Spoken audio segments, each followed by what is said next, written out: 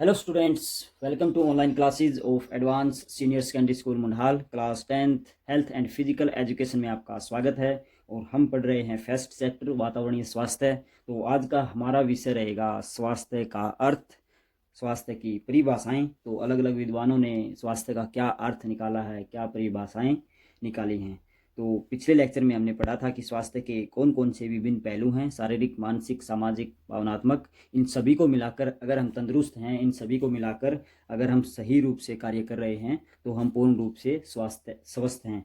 तो स्वास्थ्य का अर्थ मेरे अनुसार यही है कि पूर्ण रूप से खुशहाली का जीवन जीना ही स्वास्थ्य होता है। तो कई विद्वान हैं, उन्होंने अपनी अलग अलग परिभाषाएं दी हैं। एक WHO की परिभाषा है, वह सबसे प्रमाणित है, बड़ी अच्छी परिभाषा दी उन्होंने, उसका भी हम जिक्र करेंगे। तो स्वास्थ्य का अर्थ हम जान लेते हैं, पूर्ण रूप से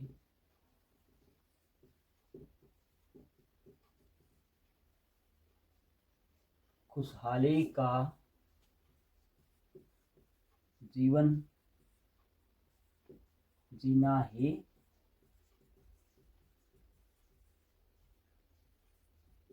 स्वास्थ्य है। तो ये एक बेसिक सी परिभाषा है स्वास्थ्य की। तो स्वास्थ्य का अर्थ अगर आपको सिंपल कोई 1 मार्क्स में कोई पूछ लेता है तो उसको आप यही बताना कि पूर्ण रूप से खुशहाली का जीवन जीना ही स्वास्थ्य है। आगे हम कुछ विद्वानों के बारे में पढ़ेंगे। तो सबसे पहले हम लिख रहे हैं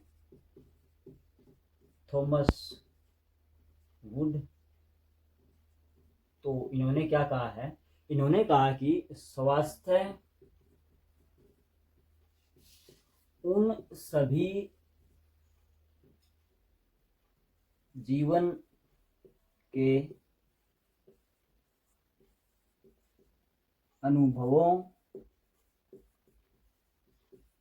के जोड़, स्वास्थ्य उन सभी जीवन के अनुभवों के जोड़ से है जो हमारी सभी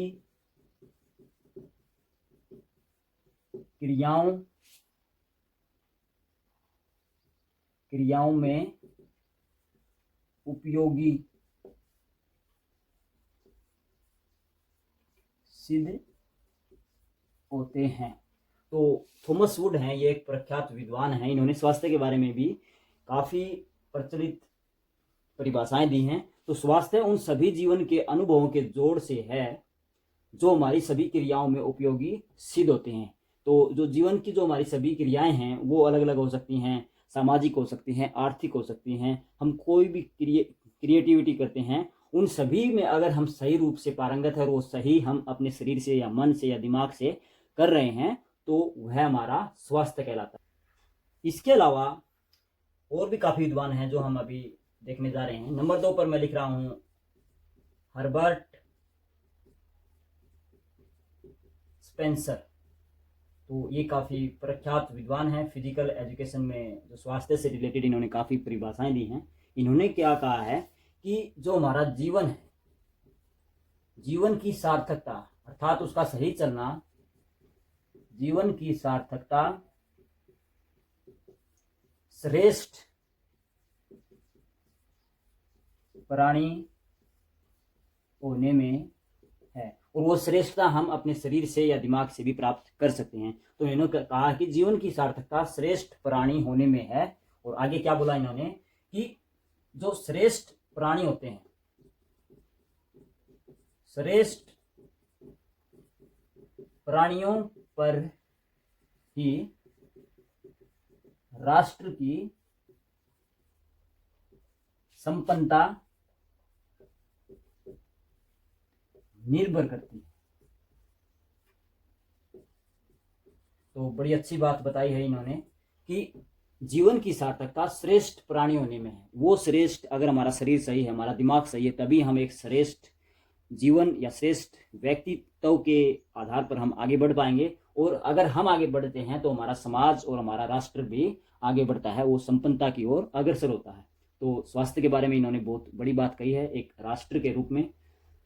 आगे हम लिख रहे हैं JF विलियम्स।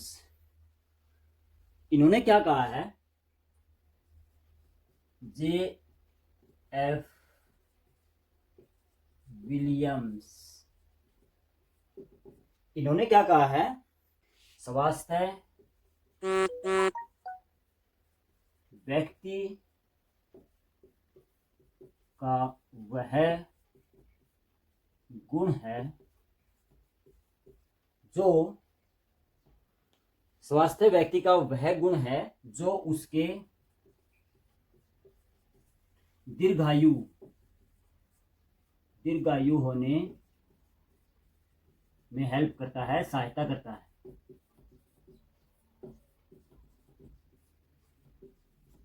तो इसका अर्थ भी आप समझ गए होंगे। जे एफ विलियम्स महोदय हैं, इन्होंने क्या कहा है, स्वास्थ्य व्यक्ति का वह गुण है जो उसके दीर्घायु अर्थात लंबी उम्र होने में सहायता करता है। व्यक्ति की उम्र बढ़ाने में स्वास्थ्य बहुत इंपॉर्टेंट रोल अदा करता है। अगर हम बीमार हैं, हमारा स्वास्थ्य सही नहीं है, तो हमारी मृत्यु नज़दीक आ रही है। अगर हम पूर्ण स्वस्थ हैं तो हमारी उम्र लंबी हो सकती है। यह एक एवरेज उन्होंने दायरा बताया है, हर किसी का नहीं। अलग अलग व्यक्ति, कोई स्वस्थ होता है, उसमें भी किसी कारणवश वो मौत का शिकार हो जाते हैं, मगर एक एवरेज रूप में देखा जाए तो जो स्वस्थ लोग होते हैं वो लंबी उम्र जीते हैं और एक सुखमय जीवन व्यतीत करते हैं।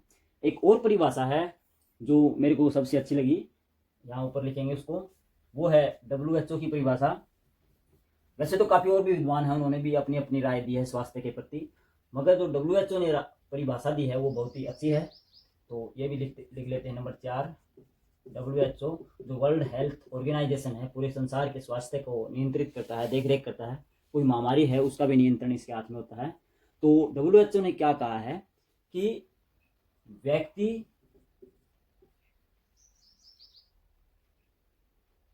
व्यक्ति पूर्ण स्वस्थ तब होता है जब वह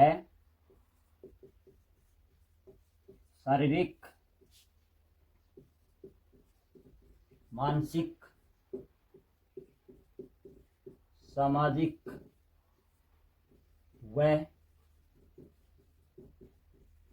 भावनात्मक रूप से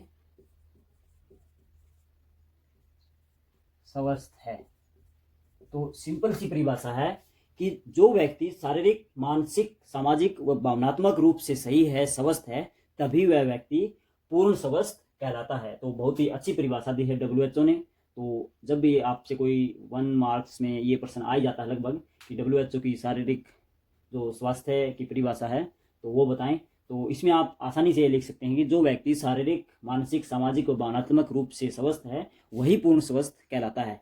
अगर हम शारीरिक रूप से स्वस्थ हैं और मानसिक रूप से स्वस्थ नहीं हैं तो भी हम स्वस्थ नहीं कहलाएंगे, या इनमें से कोई एक अगर हम छोड़ देंगे तो हम पूर्ण रूप से स्वस्थ नहीं कहलाएंगे। एक WHO ने यह कहा है कि व्यक्ति का पूर्ण स्वास्थ्य तभी माना जाएगा जब वह जीवन के सभी आयामों में स्वस्थ हो, अच्छी तरह से कार्य करने में सक्षम हो। तो आज हमने जो स्वास्थ्य का अर्थ है, परिभाषाएं हैं, वो जानी। आप इनको अपनी नोटबुक में अच्छे से नोट कर सकते हैं, क्योंकि ये आगे भी बहुत काम आने वाली परिभाषाएं हैं, इनका आप पता होना चाहिए, ज़्यादा मुश्किल भी नहीं है। तो आप इनको आसानी से याद भी कर सकते हैं। तो आप इनको नोट करें अच्छे से और साथ के साथ इनको याद भी करते चलें। तो आज के लिए इतना ही। Thank you.